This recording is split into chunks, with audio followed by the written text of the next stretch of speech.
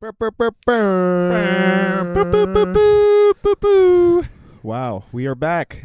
We're back again. We're back again. Welcome to another episode of the Record Shepherds. I think this makes episode 20. 20. Yeah, we hit our goal. We hit Finally. our goal. yeah.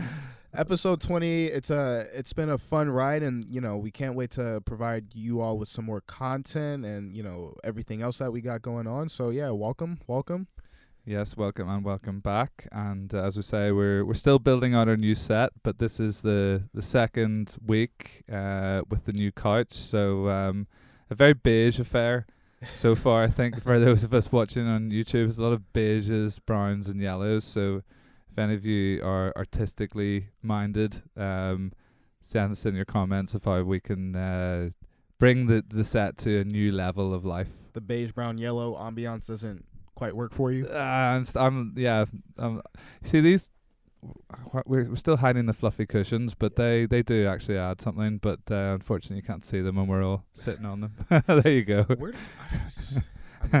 Where did the studio get this from? I don't know, but no, show them to the camera. Somebody went out and said, "Let's get this." Yeah, exactly. Yeah. Well, actually, the person who did choose it was she's dope. Yeah, exactly. So she is artistically minded. We should ask her.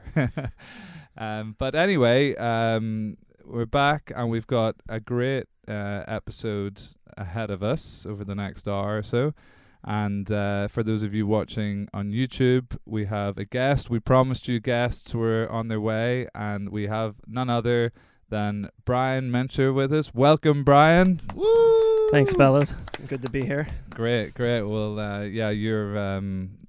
We've been planning this for a little minute. We've been talking and on LinkedIn, emails, and Zooms and all that stuff. So it's great to actually have you here. And you're very welcome. And for those of you, I guess who is Brian? Brian is General Counsel and Head of Legal and Business Affairs for Global Citizen. So it's an absolute honor to be to have Brian here and to talk about some of the good work that Global Citizen does. We can get a little bit further into it, but I'm sure a lot of you already know Global Citizen and their work. But it's a non-profit with a mission to end worldwide poverty, to demand equality, and to defend the planet. That's climate change included. So the goals are lofty. Big tasks. The goals are lofty. For sure. Sure. And but as I say, like it's great to have you on here, and I think it's as a starting point, it would be interesting just to tell the listeners a little bit about how we stumbled upon each other and how we met. And it was I guess a few months ago I was invited to speak on a panel, and it was hosted by a law firm, and it was aimed at the music and entertainment industry space. And the particular panel that I was invited to talk about was all to do with the sorts of catalog acquisitions that were happening in the music industry, which, for those of you paying attention, we ended up doing a podcast on a couple of weeks ago. Yes. So that was all very much aimed at the music industry. And after that, Brian, you reached out to me, and we connected and we went from there. But I guess it begs the question for someone, a general counsel at an organization dedicated to eradicating poverty and saving at the world. What were you doing at a music conference? Yeah, I've been practicing law for 20 years now, and I started as a music lawyer, and that was my entry into the business. And over the years with Global Citizen, especially these last 3 with the pandemic, we have been working so hard to achieve the mission of ending extreme poverty. But as we're coming out of it, I realized I'm not going to those seminars that I used to go to all the time, and I'm missing out on those relationships that I used to kindle and meet up with people and also stay up to date on what's going on, like catalog acquisitions, which I learned so much of. We also partner with the law firm that hosted that event, and so they encouraged me to come out to it. And so it was really for me to learn, connect with people, see some old friends, and meet some new ones. Yeah, Yeah. that's good. So, well, yeah, no, I was, I was thrilled that you did reach out, and it was actually your suggestion initially that we, collaborate somehow and, use our platform as a little bit of an opportunity to just educate people about what's happening with Global Citizen, but also just to hear just a little bit how music can impact everything essentially. Like it is a very powerful medium. Definitely. And it's good. We're gonna touch on that a little bit further. Yeah. Before we get into maybe a bit about what Global Citizen is about more in detail, I want to, if you don't mind, getting more into your personal journey as a music lawyer. Sure. So you said that's what you started out as. So what was Brian doing before Global Citizen? In part, I was trying to find my way in the industry. I went to law school in Florida, where I grew up, and in my third year of law school, I really connected to the representation of creative people, because I've always identified as somebody that thinks they're creative, but was in law school and thought I could use those superpowers to help others that felt they had something to get out into the world. And so when you're in Florida, it's a little bit more challenging than going to New York or LA or even Nashville and quite a few other places these days. And so I just moved up to New York right after law school and said, let's figure this out. Wow. Yeah. Yeah, that's amazing. So, and then how long were you in that world of private practice before the opportunity to join up with Global Citizen came? Yeah, it was about 9-10 years. Yeah. Where I was in private practice, then linked up with a friend, and we started a law firm called Mencher. It was an entertainment boutique. So we represented musicians, producers, mixers, songwriters, and the like. And then Global Citizen arrived on our shores here in New York, and my law partner was connected to them in that first year. And they asked for his assistance, but not any legal assistance to help put on what is now the Global Citizen Festival in Central Park.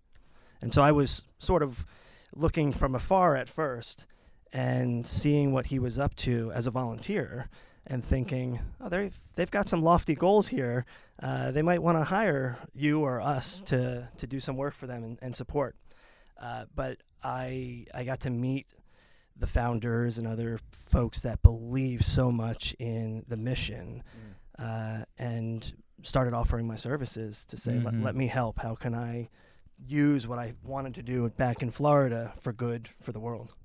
That's amazing. And just, I'm correct in thinking that the actual organization itself was birthed in Australia, but then really grew its arms and legs here in New York City. Is that the way it went? Yeah, the precursor to Global Citizen was born in Australia because the founders are Australian. And they set up a model where if you can gamify action taking and putting pressure on the people in charge to do good, you may actually be able to move the needle. And so they hosted a concert in Australia where big artists came out like John Legend, Bono, and a number of others. And the way you were able to get access to that event was by taking action and earning enough points in order to qualify to win a ticket. And so the next step on that journey for them was to come to New York.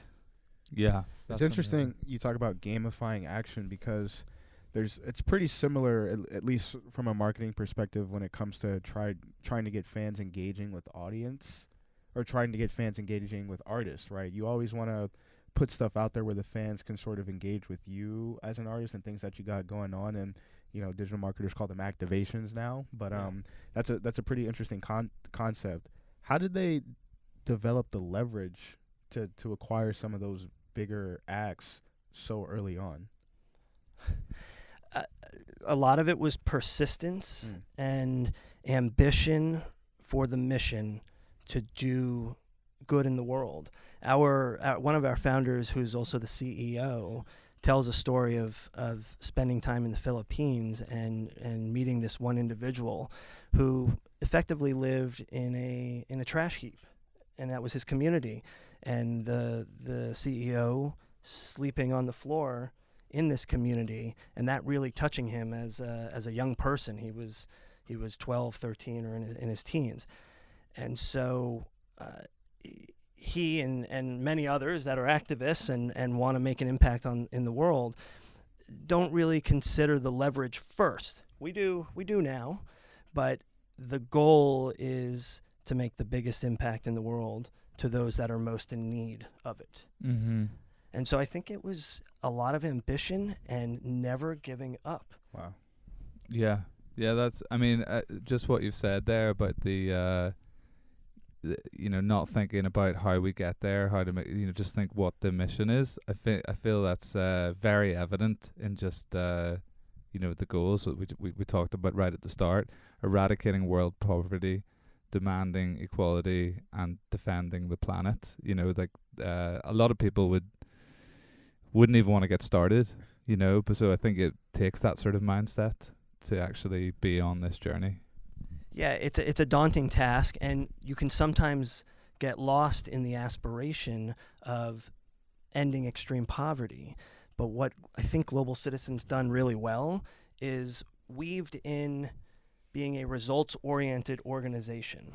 We're an advocacy organization, but the advocacy doesn't matter unless you can actually measure the impact and identify, are you helping lift more people out of extreme poverty based on your actions. And so we take that really seriously and look closely at any actions that we ask our millions of global citizens to take to make sure that it is going to get the commitments we need from world leaders, and that those world leaders are going to follow through with the commitments.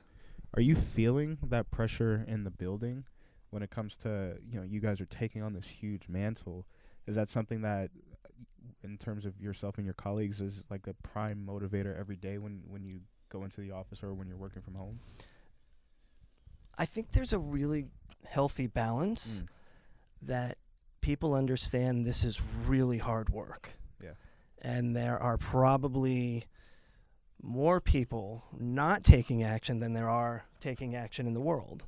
And so we really approach it from a place of optimism, which is to say, if we can inspire individuals, whatever their age might be, whether they are getting their first cell phone or they're 85 and they're getting their first cell phone and learning how to use it, we can reach all of those folks if we can find a way to inspire them to take action because they know that their voice is going to make an impact.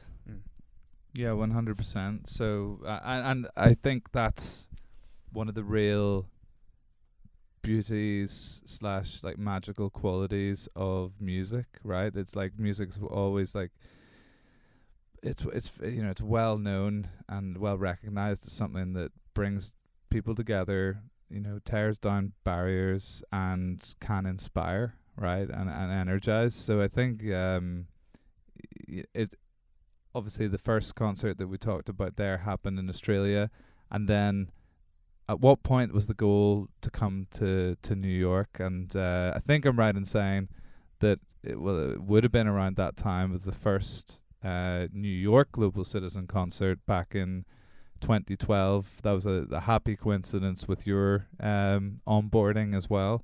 So it'd be interesting to hear a little bit about that. Yeah, there's synchronicity in the world, if you believe in that kind of thing.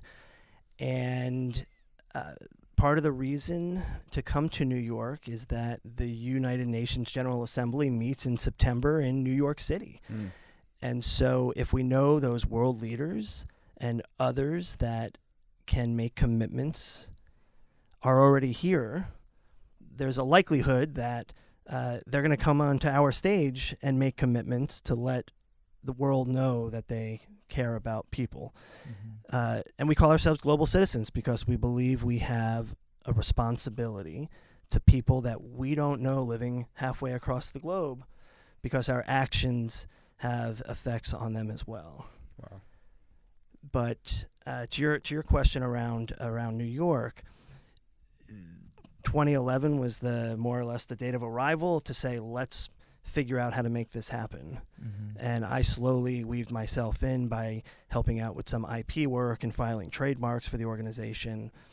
And then if you ever get the opportunity to come to one of our festivals, and by the way, for all the listeners, download the app, take action, and you might be able to earn tickets for this September for Global Citizen Festival. But when you get there, the music touches you. The artist doesn't just sing, but they tell you why they're here. Yeah. And it's more than just to entertain. It is to make a difference in the world using their voice and their influence. And then everybody else that gets on stage is so sincere in what they want to do. And whether that is a world leader, the head of a foundation, or corporate leaders who also really care about being responsible citizens of the world. That's incredible. And I just keep going back to the whole concept of earning your tickets, right? Because you're almost incentivizing activism. It's not the same model of concerts where we're just here to sort of perform for you and, make you feel good. It's like, no, in order to be a part of the space, you sort of have to be willing to educate yourself a little bit and engage with our platform so you can be a global citizen and, in effect. So that's an amazing concept. I think that's clever as well. Like just the whole gamifying, the concept is right on point for, the millennials and the Gen Zs, etc. It's how we've all grown up essentially. So smart. Yeah. It's Web 2.0 in a lot of ways of engaging people where they are, and that gamification is to say if you take action, you're doing good in the world, and by the way, you're going to earn points that you can apply towards tickets, whether it's to one of our events or to the various tickets that we have from all of our partners throughout the world. And that could be your favorite musical artists or a show, a sporting event, etc. And so we've got this pretty robust rewards platform in which it's a year-round campaign for us to get people to take action. Wow. So let's go to 2012, right? This is the first Global Citizen Festival in New York. We've got the Foo Fighters, you've got the Black Keys, Neil Young, and a bunch of other huge artists.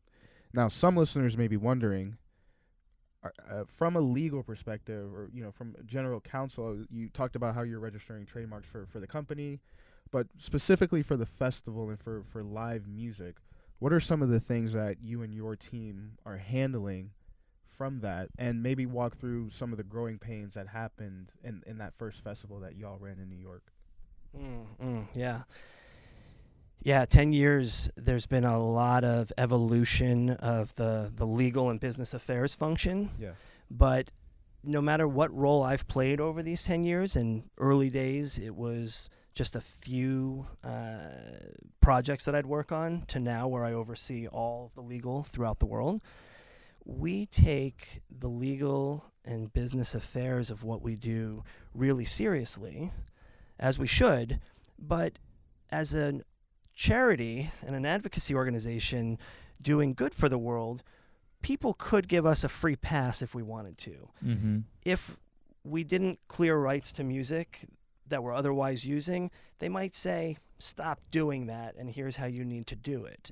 But I don't take the role that I have lightly, and I treat it as if we are playing a high-stakes game from a legal point of view as well.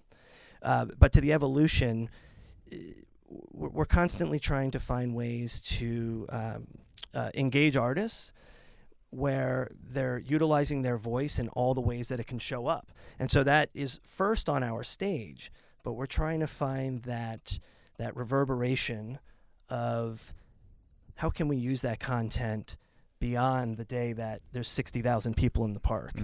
And so those downstream rights from a legal point of view are important to clear. But more so, it's important to be able to initially communicate that to the artist and understand that when you're participating with Global Citizen, it is a concert and it is that one day, but we're asking for even more buy-in to the extent you have the time and the bandwidth to do it. Yeah, and I mean, I would say very successfully so far. I've been doing my research and we've talked a little bit about it, but why don't you tell some of the listeners, just so they can get an idea of who we're talking about here, some of the artists who are your advocates, supporters and champions? Yeah, sure. Hugh Jackman has been with us from the start, has often hosted the event and otherwise tweeted out on behalf of Global Citizen to encourage his followers and fans to take action. Chris Martin came on as our international curator and committed to 15 years of serving in that role. And so not only has he performed at a number of our shows in duets with other artists, but with his band Coldplay and the members of that band. We've brought the festival to Canada, to Germany, to India, to South Africa, and Eddie Vedder and Pearl Jam have been with us for a long time. Beyonce and Jay-Z came out to South Africa, as well as a lot of local African artists as well. And so the list is pretty long as far as... It's unbelievable, really. You know, it's number one, everyone that you've quoted there, you know, those are absolute A-listers, but you know, I would say good moral human beings as well, you know. So it's like it's great that number one, you've got like access to these people, but they do support this thing, and these people carry a lot of weight. But I think it's more than that. You know, it's a testament just to the what you touched upon there, like the professionalism of Global Citizen and how you handle it. And you're right, there's a lot of freebies that get given when it comes to like charitable non-profit organizations, but just everything that you've touched upon about treating it as a high stakes game, and even just the level of ambition and the skill, effort and work involved in executing a plan like that. You know, to me it's no surprise that you've got these sorts of advocates and champions working alongside you. Was that level of professionalism and that sort of high stakes feeling something that sort of hit you right as you started working at Global Citizen, or did you develop some of those chops in terms of just artist engagement and dealing with a lot of the high stakes stuff with the boutique firm that you had before you joined? You know, I think legal training prepares you to be rigorous and really focused on detail. And so I can only speak for my experience at Global Citizen, but when you come into an organization and you're the in-house counsel there, you're approaching it with that element of specificity that other folks within the organization aren't necessarily thinking about. They're in their lane doing the work that they're set up to do, and it's my job to make sure there's guardrails set up to the extent we need them, but more importantly, my job to take the guardrails down when they don't have a meaning to protecting the organization. That's to say, I could find a reason to say no, but I've often told the team that the legal department is in the hospitality industry. Wow. We're here to get them to yes, or at least find creative solutions to get them over a hurdle, but also have the ability to say no when we absolutely need to. Yes, 100%. That's the difference between, you know, I guess, average lawyers and great lawyers is, you know, anybody can tell you there's a legal problem, but the good lawyers don't come to you with problems, they come to you with solutions. And, yeah, I like that. I like that. That's Yeah, a right. good And idea. you can add that in. Like, there was an issue here, but I fixed it for you, or I figured it out, and so it's really not an issue. But I just wanted to let you know. Yeah. Just want to make sure I'm getting the credit for this. Yeah, right. You gotta put a little bit of that in there for sure. With some of those second chances things early on with the festival, were there any major learning curves for you when it came to the legal side in the festival? Or was it sort of just you hit the ground running and I want to find something, because if Yeah. I don't, then I'm going to have to be looking really closely over the next 6 months, because it'll come back to me. But we've been really lockstep with the organization.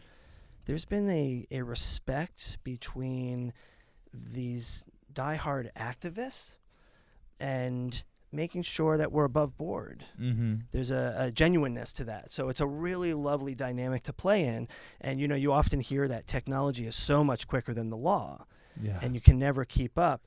It does feel like I'm constantly sprinting, Yeah. but the team is always looking to make sure I'm close by, Yes. and that our team is. And so I've got to say, from a legal or business affairs point of view,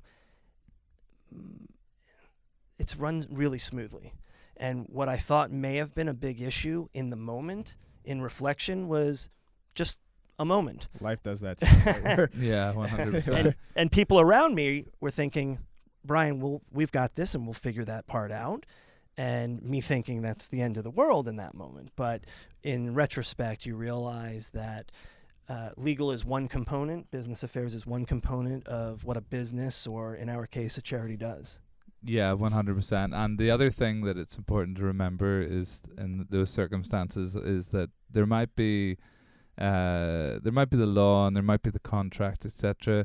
But then sitting outside and often completely overriding all of that are relationships, and it's, 100%. and that's ultimately how we do business, right? It's like, it's relationships and all of that. So that's also a good thing to remember as like an in-house attorney. Sometimes when you're at your wit's end, it's like a lot of this can be worked out. Yeah. Yeah, 100%. So, hit the easy button, but do the hard work to make sure everything is teed up in the way it needs to be done. Yeah. I had a wry smile there just as you were talking about the law struggling to keep up with technology, and I was like, oh yeah, 2021, we're global citizen close to doing NFTs, or has that happened yet? Well, we've talked about it, right? And it's now I guess it's not in the rear view mirror at this point. It's still very active. But if anything, it was a lesson to say, if you're hearing whispers of a new technology, then you should be jumping on it right away as a legal practitioner or somebody that's in business. You don't want to be too late. No. Right. And even, you talk about Chat GPT and AI and all of that. If you're already hearing about it in the way you're hearing about it, you're probably a bit behind, but it's still an opportunity to catch up. Yeah. So it's a fun challenge to try to tackle, whether you're legal or you're a musician trying to figure out, am I going to be competing against a machine to have a great song? Thinking about a lot about that recently. Yeah, I'm sure. Just a quick question. This might be a bit vague, but on that point of catching up with technology, in terms of how you run your day, what percentage of it is sort of dedicated towards like keeping the ship afloat versus coming up with those new creative ideas and trying to engage with technology? Like if NFTs were, let's say, a part of the conversation where you're at, are you spending like 10% of your total time that you're thinking about it, or is it like 20, 30? What's the breakdown? Yeah, definitely the let's call it new media of some sort or another is a small percentage, but it's also an opportunity for me to lean into it a little bit. If there's somebody else there that has a spark, right, I want to throw more gasoline on that for them without detracting from ultimately the mission of the organization. Everything has to lead back to, how do we make the greatest impact to lift the most people out of extreme poverty? And if our festival in New York City isn't making a big enough move, then we have to reevaluate it, or whatever other event we're planning to do. And so I like being able to play that that secondary role of supporting the team. But a lot of it, to your question of keeping the boat afloat, I almost see myself as holding the line over the boat as it's already taking off, and just making sure that I'm sticking with it, and that, to use the analogy, the seas ahead are calm. And thinking about where they're going, and thinking about what they're not thinking about right now. Yeah, I've got a good analogy. You're like the icebreaker on the front of the ship, right? Clearing the path. The ship's already going and it knows where it needs to get to from A to B, but there's going to be obstacles in there, and you're like the icebreaker on the front of the ship, clearing that path. Yeah, I like that. Yeah. And sometimes, just to dig this analogy even further, is like the reconnaissance boat ahead. Not so much in knowing what the plan is, but knowing that when the team says we're only going to use this contribution from that third party, and this is a vague response to your question, but they may not actually mean that. They may have 3 other ideas in mind, and that if I try to clear for the one thing that they were talking about, I'm going to have to go back. So how do I wrap up all of that ahead of the time so that, well, one, I'll look good, but if they come back and say, oh, we wanted to do this other thing, I tell them we've got that covered already. Yeah. That's interesting. Let me flip that on its head. What are the common pushbacks you have from the existing rights holders? I mean, obviously a lot of these artists, if not all of these artists at that level, will be signed to exclusive recording agreements already with big record labels, etc. So yes, there's a charitable element, as we've talked about, and you can lean on that, but to the point where you're talking about real rights that often these record labels will have paid a lot of money for to own exclusively. What are the common back and forths or the points of contention?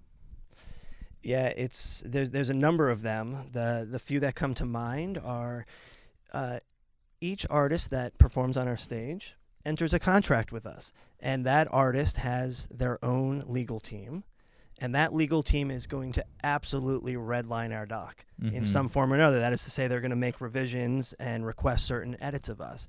And so if you can imagine trying to do 20 of these agreements that are 15 pages long each in a very short time frame, call it 4 to 6 weeks, and that's just one element of what our team needs to do, it creates a lot of challenges. And so getting ahead by educating the managers, the artists themselves, getting buy-in so that the legal team knows we're a trusted entity, we're going to do what we say, and this document that we've given to you, while of course we're open to negotiations and what's important to your artist, we have to figure out an efficient way because we don't have a very large legal team that can field 15 documents with a number of red lines in it. So that's one area. MFN, Most Favored Nations, which is to say if one label clears on certain terms, they are going to say that these terms are contingent on all other third parties clearing on the same terms, and if somebody else gets something better, then so do we. Yeah. And you can correct me on that if that's not. No, that's it. That's it. It basically boils down to like, if he's getting that, so are we. That's right. Yeah. And so we know that, and what we have to guard against is that if there is a third party trying to approve certain rights and they're insisting on something different, call it the fee that we're going to pay for it. That's going to create a domino effect for everybody else. And when you're dealing with 100 or 200 songs that we're clearing, it is significant for anybody, but certainly a charity. Yeah, you're going to blow the whole budget. Yeah. No, that's... Sorry, Tim. No. I was going to ask, because in terms of just artist reach out, like getting artists to participate in the festivals, what is typically the origin of that? Is that the people at Global Citizen reaching out to artists that they sort of want for the festival? Is it the rights holders, like the major labels, coming to you all, or is it coming from the artists directly? It's a combination of all. Okay. And I'm glad you asked this question because it allows me to highlight that we have a talent relations team that's really plugged in, And we have a really large global policy team. That is a group of people throughout the world that understand what governments are up to, what their budgeting processes are,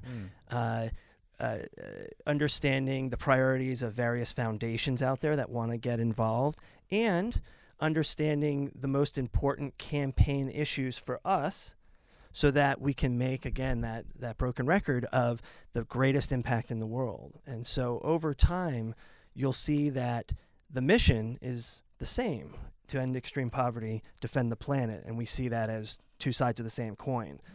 You can't solve extreme poverty without solving the climate crisis, or at least in the interim slowing it down, because it is creating more extreme poverty by what we're seeing in the world. And so when these policy colleagues find the various campaigns that we want to campaign on, we know certain artists feel strongly about that. And so it could be girls' education. It could be access to clean water and sanitation. And so oftentimes artists are coming to us and letting us know what they care about, and we're going to them. But ultimately so that we can get leaders, corporates, etc., to commit towards those goals. It's fantastic. I'm just sitting thinking, if I was an artist, like at this stage, Global Citizens, like this ready-made, amplification platform where they, it's fully baked. They can come to you and say, like, this is an area I'm interested in. I would love to get involved in the space and to help out. And at this stage, they can be plugged straight into it. I think that's I was just sitting there imagining myself as an artist getting excited about something like that. That's a good point, because I feel like a lot of people want to be involved and they want to help out, but sort of don't know where to turn. So when you already have an organization that's dedicated towards trying to make these changes, it's that much easier, right? Yeah, 100%. And actually, that's a good point.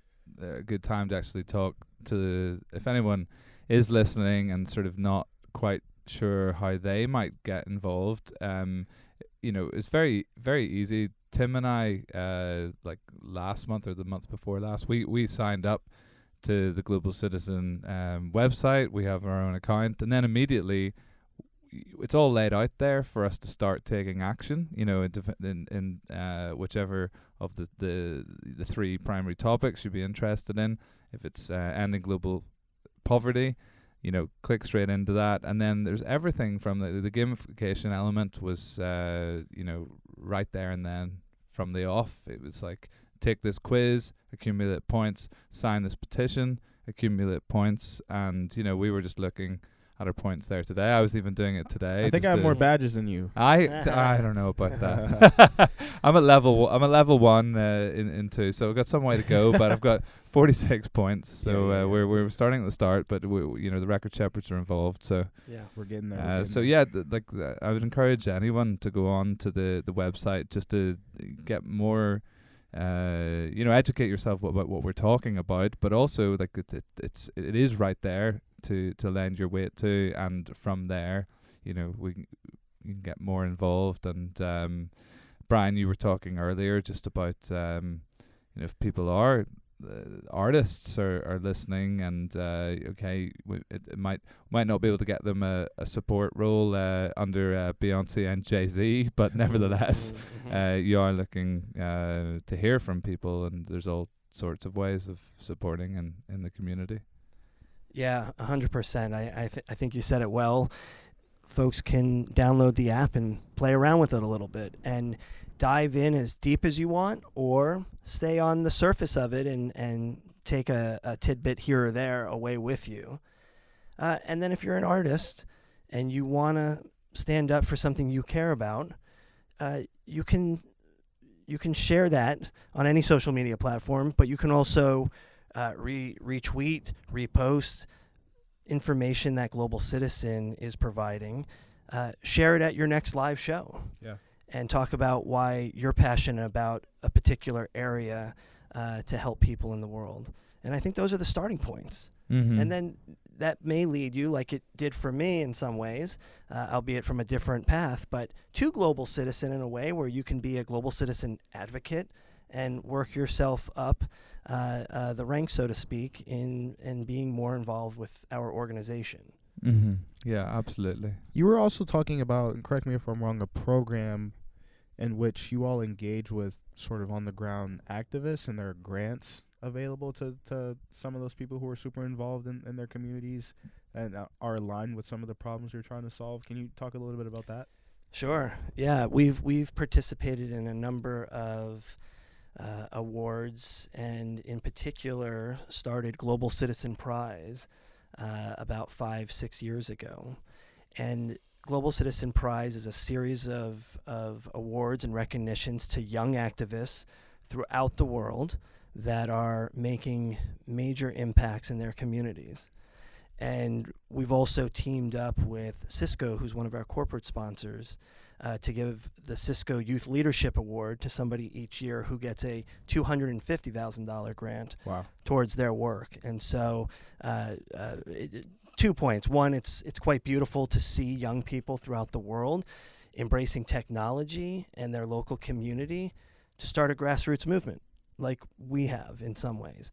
And then 2, to see a corporate partner like Cisco put their money where their mouth is in a lot of ways, but put their sweat equity, because they are right there with us all the way, making sure that they're not only supporting this particular activist in the world, but following up with them, and as a technology company, making sure that this individual and their organization and community have technology that's going to just be the rocket fuel for the work that they're doing.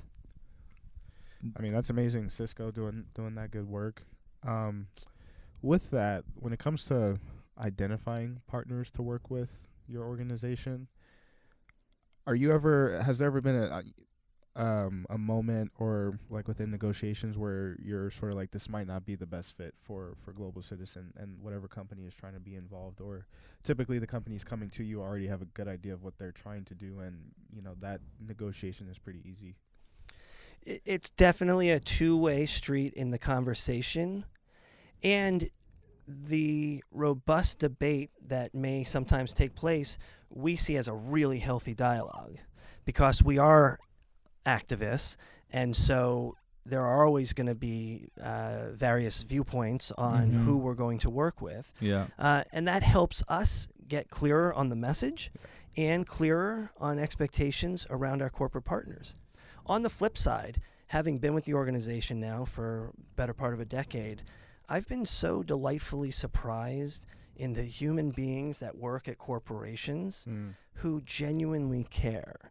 And you're starting to see the, call it corporate social responsibility or ESG initiatives, really merging with the bottom line, because those individuals and these companies know that when they focus on the things that are important to the most people in the world, that's going to help their business as well. And so it's been really lovely to meet those individuals that care and work complementary to the work we do on the nonprofit side in the profit landscape.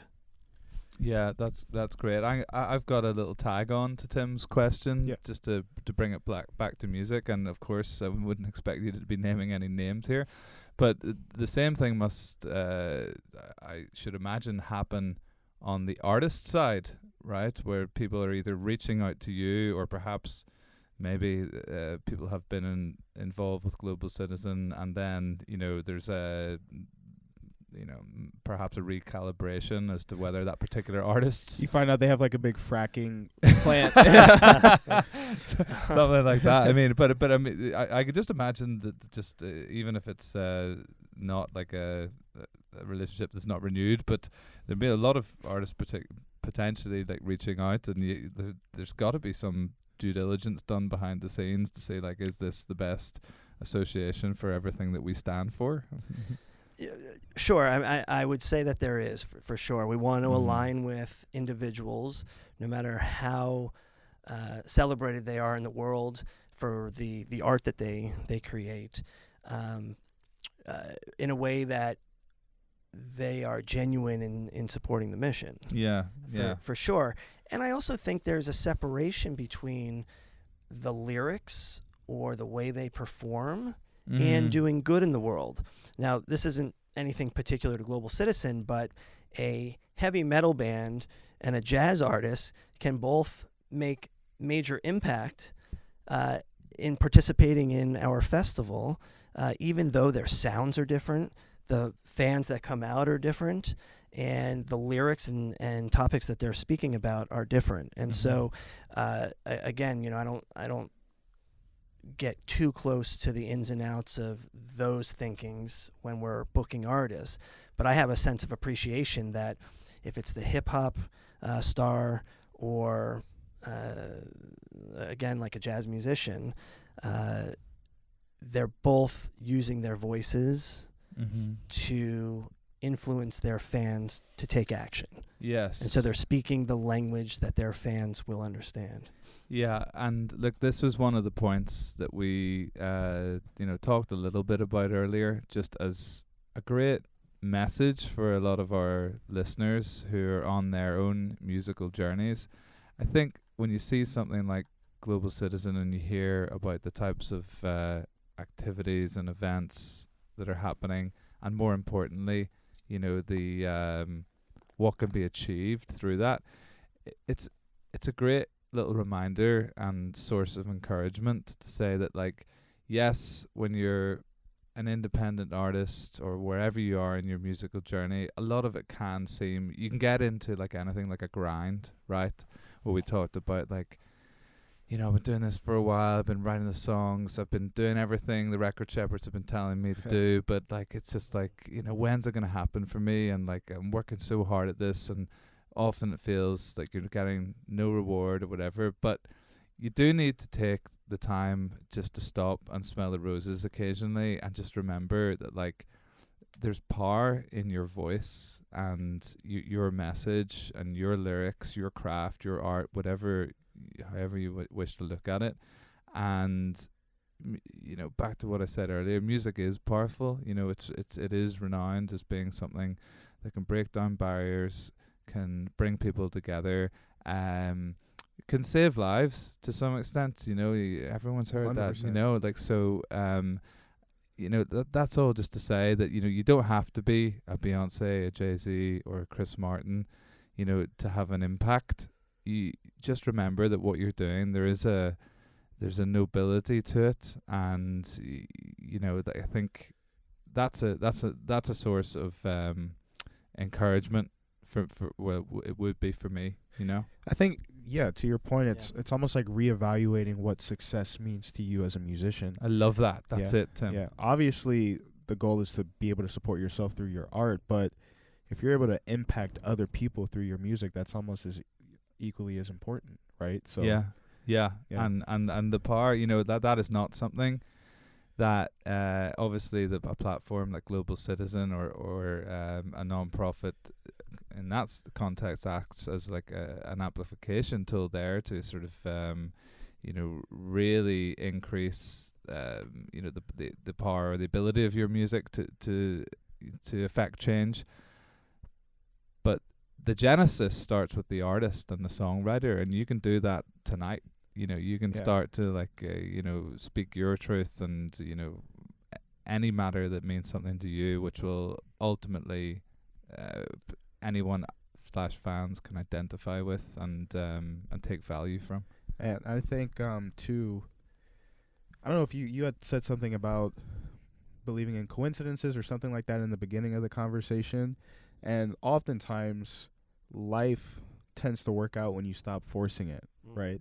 And you sort of have to learn that lesson at different points in your life. But it could be if you are a musician and you're rededicating your artistry towards activism, towards actually making the world a better place, that in turn will provide you opportunities to then be successful in the way that you want it to be successful, and actually support yourself through your music by plugging in to different programs, plugging into different activism groups, and actually using your music for good. Yeah. And I love this line of conversation, especially because I have found meditation in the last few months. I've also been listening to some Deepak Chopra and abundance and bringing that into your world. So I want to put on my guru hat for a second. There and you just, go. Please. shed the legal. But, it's do the thing you do for the thing itself. And for a long time, I did not appreciate that. I was doing the thing for the future thing that is maybe within my grasp or something I will never achieve. And so, right, redefining what success is and finding joy in the thing you're doing right now, because it may have a viral kick in a second, or you may look back on it in 10 years from now and your fans are now calling for that song. Wow. Yeah, I love that. And to go to expand upon that thought, I don't know where I was like reading this, or maybe I saw it on a YouTube video, but it also resonated with me. It's like sometimes when we're in that grind and we're doing our thing and we're too busy thinking about everything that you talked about the future, what you lose track of all of that, and you end up battling yourself and battling what you're doing. And the reality is, just accept, if this is what you're doing and this is your goal and this is what you're dedicating yourself to, resign to that and then just start enjoying the process. There's going to be work and there's going to be graft for everything, but resign to the fact that this is what you're choosing to do, to dedicate yourself to. And once you're accepting that and you stop battling it, I think that helps with living in the moment and being mindful and present, etc., and enjoying the journey, the experience. Yeah, and if I could give a book plug, I have no affiliation to this author, but I recently read a book called 4,000 Weeks. Okay. The concept is that your average life is about 4,000 weeks long. And when you put it into that context, it sounds pretty small, and that helps recalibrate what's important. Yeah. And I'll just say that in private practice, and from time to time, I'll take on a client on the side, or even just have an initial phone call. Believing in the process is really important, because it's gonna, I believe, bring out your true voice. And then, and you guys have talked about this, and the team that you want to surround yourself with, get really good people around you that you can trust and are going to be honest with you, but are also going to help guide you, and maybe they'll open some doors as well. And so bringing out the marketing folks, the lawyers, the managers, business managers at the right time is pretty critical. And I'll just say, for me, when I have the time, I love when somebody reaches out and says, can I talk to you for 15 minutes about the business of music? Because I just want to chat. I can't say yes all the time, but it gives me a lot of gratification to be able to support somebody and see if I can give them even just one nugget that they can run with. That's great, because there's a lot of folks in music who, granted we're all super busy, but the fact that you take the time out to still have those conversations is says a lot about who you are and, what your mission is and your character. So thanks. That's dope. So going back to the festival, because while we still have a bit of time, I want you to talk about this transition. We're keeping the boat afloat, which is a funny analogy since I just got back from a cruise. We were talking about that. But yeah, we're keeping the boat afloat. 2012 with the icebreaker on the front of it. With the icebreaker on the front and the rope, and yeah. So for about 8 years, 2012, now we hit 2020, and we have this big old thing in the world called the pandemic. How does that impact Global Citizen and what you were doing, and describe maybe how that time felt for you? That was a torpedo in the water. I'm gonna continue with the analogy. Potential did it hit the battleship? Yeah, right. I've got to believe it was shocking for everybody living on Earth that was aware that this pandemic was spreading so quickly and having such dire consequences to millions and millions of people. And I think as an organization, we were just as confused as anybody else in those few early days. And to the credit to our team and to our CEO, there's a restlessness with, this is happening. What can I do to help? And so real quickly, and folks use the word pivot as a buzzword often, but we pivoted from a otherwise live engagement type of an organization with a digital platform to what we'll call a broadcast first platform. And in those first few weeks, literally in the first 3.5 weeks, we brought together hundreds of artists, put together 24 hours of programming. In the United States alone, we had 3 of the major networks hosting the same broadcast production that we put together, along with their late night hosts, all speaking together. A global footprint of distribution that reached a very large number. I'm not clear on the stat in this moment, but in any case, what we were able to do is bring all of that content together in literally 3.5 weeks, put together an album that was released of all live music submitted by the artists themselves from their living room or their home studio if they had one, and raised awareness and raised money for the pandemic response. And that was called One World Together at Home, which, by the way, we trademarked as well during that process and handled all the clearances and the artist contracts, and didn't sleep too much. Yeah, I bet that's quite an achievement in that sort of a time frame. Unbelievable, especially when actually, you think about it, like everyone who was in that boat and experiencing the remote working, you're having to adapt to something. Now we're all used to it, and so we probably take it for granted. But those first few weeks, I remember the emails were going round, like when can we come back to the office, and you get like 2 weeks later, no, we're pushing it back, and it was just everyone's like, oh man,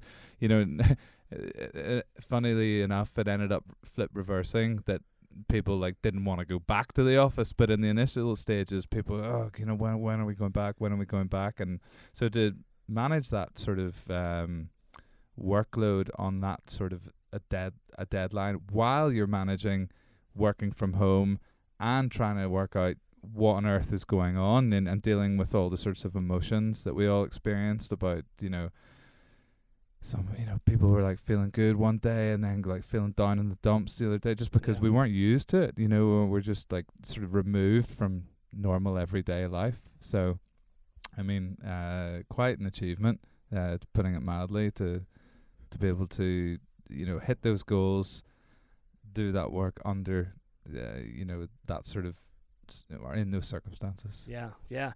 It was incredible, and it was also very hard. And we all have families, so we're navigating that all the while putting in more hours in the day than we normally would had there not been a pandemic. So it was a challenging time, but to look back on it for me personally, and I think for the organization, what an amazing response we were able to give to the world, and ultimately some of the future events that we held, or the broadcast properties that we put together. We teamed up with the WHO and helped raise money for the vaccine, and that's now out in the world because of some of the monies that we helped raise for that as part of this.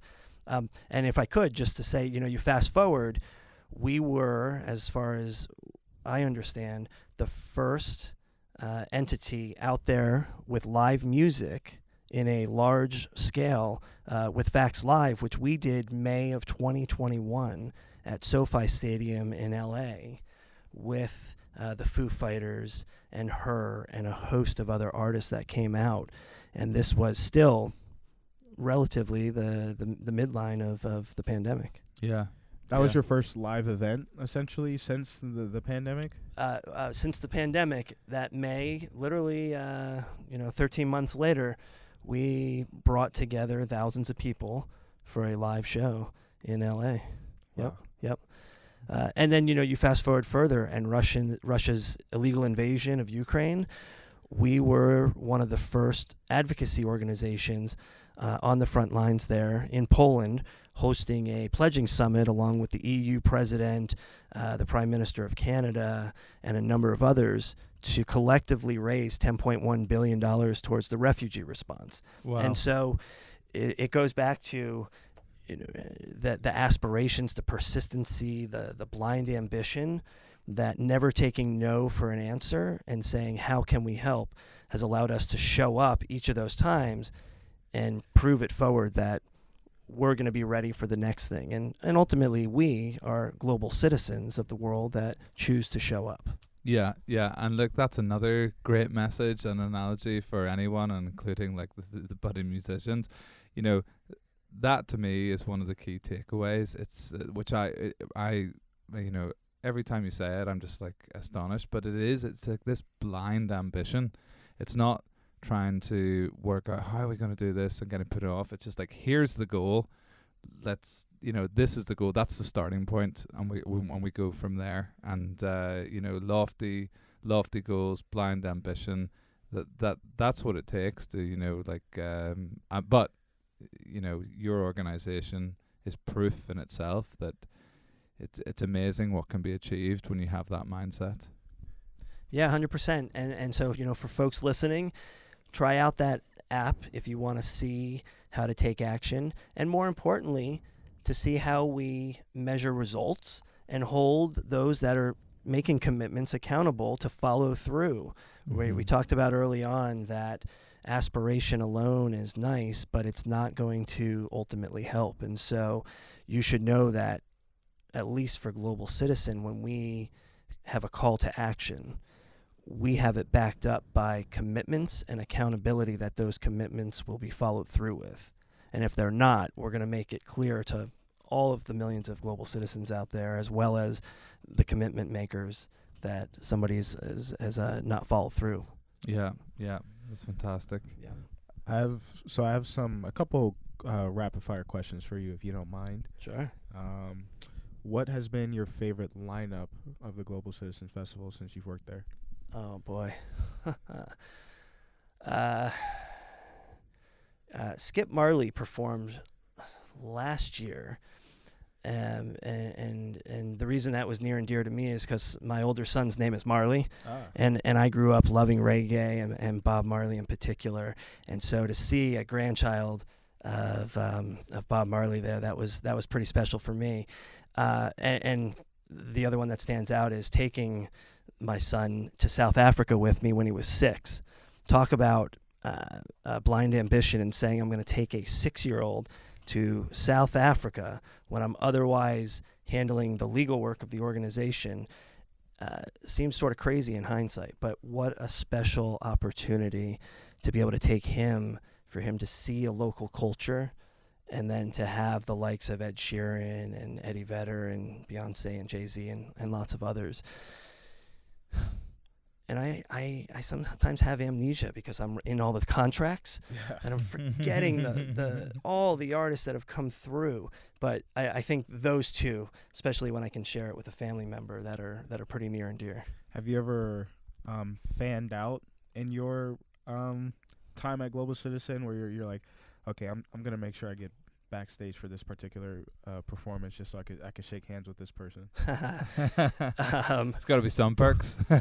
Yeah, you know, we going back to the professionalism of the organization, we know that we can't be the ones asking for selfies with the celebrities and such, but inside, I'm just as excited as I was, 20 years ago when I showed up in New York and I felt I'm in this big city with all this excitement and this energy.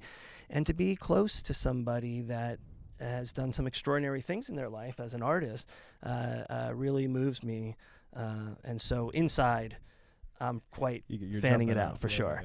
Yeah. But I have a steady hand on the outside, at least. That's what I think I do. I don't know. Nobody's ever called me on it. Nice. Is there any artist team that sticks out to you as sort of being your favorite to work with?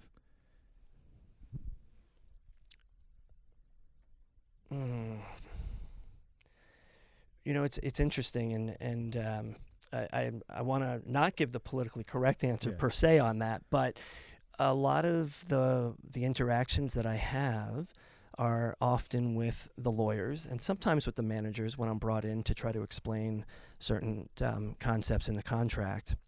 But when we're doing that behind our computers and email, it's one thing.